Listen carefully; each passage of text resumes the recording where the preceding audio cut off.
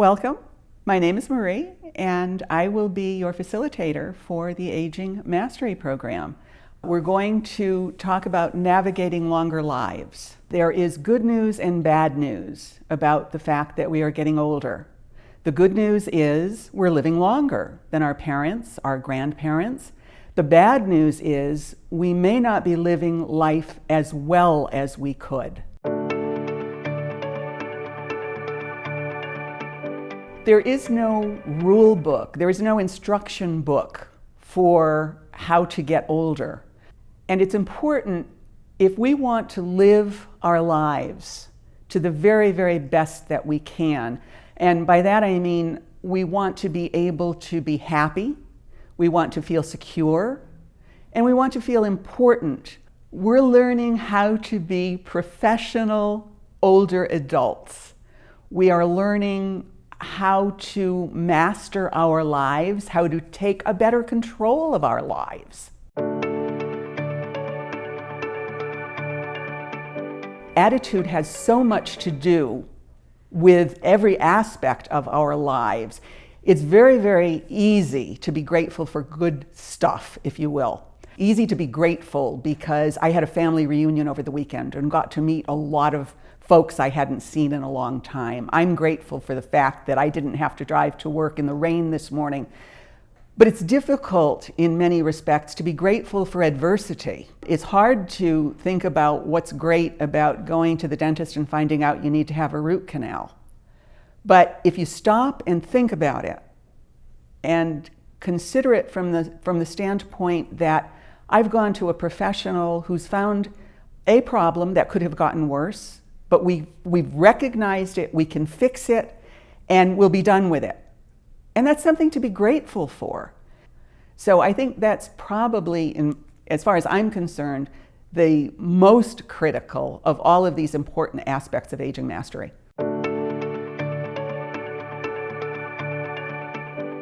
The gift of time, something that I think we all need to stop and think about. Time is the only resource that we have that, to use a quote, is non-renewable. We don't know how much we have, and whatever we have, we should use to the best of our ability, because you can't go to bed at night and wake up tomorrow and say, okay, I've got an extra couple of years to go. We have to embrace our time as a gift and use it wisely.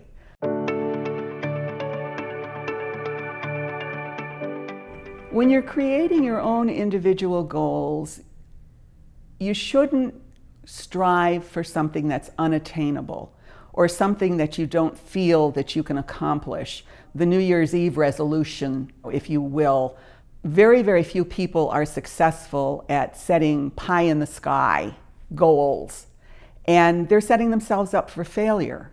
What we want to do is look at small goals. Take a large problem and break it down into small pieces. Work through a piece of the problem or a piece of the issue. And then once that's done, give yourself a pat on the back, say, look at what I've accomplished, and then move on to the next piece. If you have not reached your goal, it does not mean that you failed. If you've honestly strived to reach your goal, you've accomplished something. You may not have reached the particular goal or the success that you were looking for, but it doesn't mean that you failed. You should be proud of any attempt that you make that's made with sincerity and honesty and effort.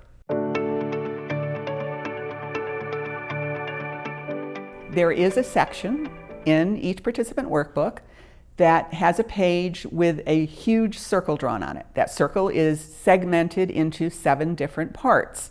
And I believe each part is headed with the day of the week. And your assignment is, at the end of each day, to put 3 things for which you're grateful into that spoke of the wheel for that particular day. You can do anything as simple as, I woke up this morning and got out of bed, to, as I walked out to my car, I was caught by the sound of a bird singing, to something that's momentous, like having attended a wedding or had the birth of a child. My suggestion to you is Look beyond the good stuff, particularly if you had a difficult day. Something didn't go right. Think about it. Think about what made you angry about it or unhappy, and then think about what you could learn from it. And think about why you could be grateful that that event happened to you today. One of the greatest attitude changes I've experienced is family. I came from a family where my mom had 12 brothers and sisters. There were always relatives and cousins around, sometimes too much.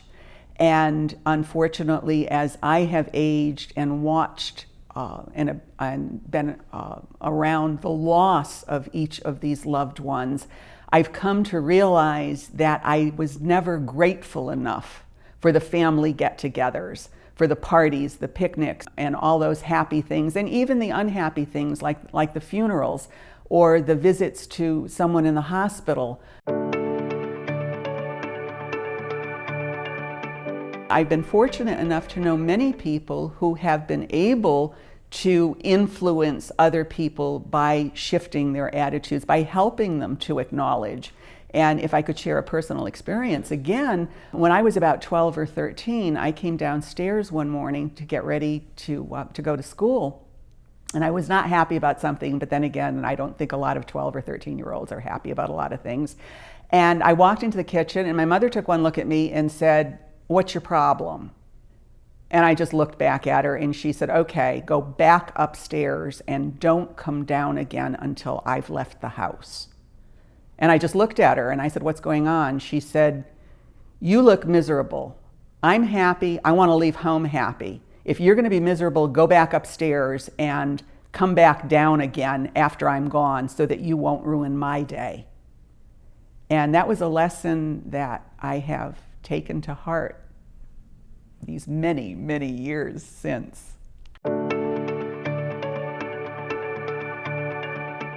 If I can sum up for all of you what Aging Mastery is, what I'd like you to take away from it is that I want everyone to embrace the topics. I want every one of you to participate to the extent that you're comfortable, because I think sharing all of our thoughts, all of our ideas, all of our questions can only be of benefit to everyone.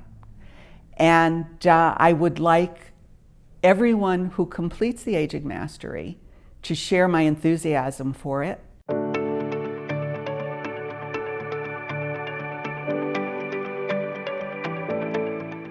I hope that you're going to be energized by what I've had to share with you today, that you will embrace the program, the next 9 segments, and I wish you well. And at the end of the series, when you earn your certificate, give yourselves a pat on the back for a job well done.